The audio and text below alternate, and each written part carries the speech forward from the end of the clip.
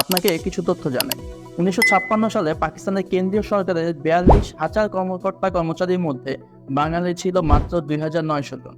1962 সালে পাকিস্তানের মন্ত্রণালয়গুলোতে শীর্ষস্থানীয় যে পদগুলো আছে সেখানে 958 জন কর্মকর্তা কর্মচারীর বিপরীতে বাঙালি ছিল মাত্র 119 জন। এমন অনেক বৈষম্য শোষণ নিপীড়নের জন্য বাংলার সূর্য সন্তানরা মুক্তিযুদ্ধে অংশ নিয়ে দেশকে স্বাধীন করে। কিন্তু বৈষম্য কি আসলে গিয়েছে? তো কোটা থাকলেই হলো সংস্কার, আর না থাকলে সংস্কারের কোনো ঝামেলাই নেই। কাজে কোটা পদ্ধতি থাকারই দরকার নাই। নবম থেকে 13তম গ্রেডে মুক্তিযোদ্ধা কোটা বাতিল করে 2018 সালে যে বিজ্ঞপ্তি প্রকাশ করা হয় তাকে অবৈধ ঘোষণা করে হাইকোর্ট। অর্থাৎ প্রথম ও দ্বিতীয় শ্রেণীর সরকারি চাকরির ক্ষেত্রে মুক্তিযোদ্ধা কোটা বহাল থাকছে।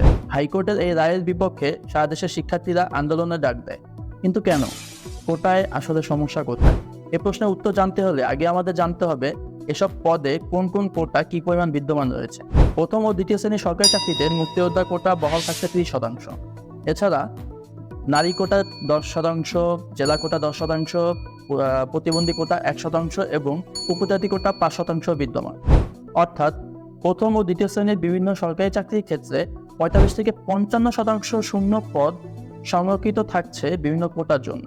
কিন্তু মজার ব্যাপার হলো এসব কোটার সুবিধা যারা পেয়ে থাকে তাদের সংখ্যা 16 কোটির এ দেশের মোট জনসংখ্যা 10 ভাগেরও কম।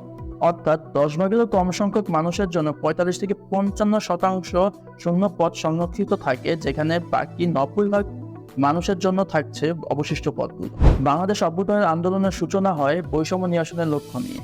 মহান মুক্তিযুদ্ধের মূল উদ্দেশ্যই ছিল একটা অসাম্প্রদায়িক গণতান্ত্রিক সাম্য ও সমতার রাষ্ট্র প্রতিষ্ঠা করা। আর এই লক্ষ্যে পাকিস্তানি শাসকদের হাত থেকে 5 দশক আগে মুক্তি মিললেও বর্তমানে কোটা বৈষম্যের হাত থেকে মুক্তি মিলবে কবে?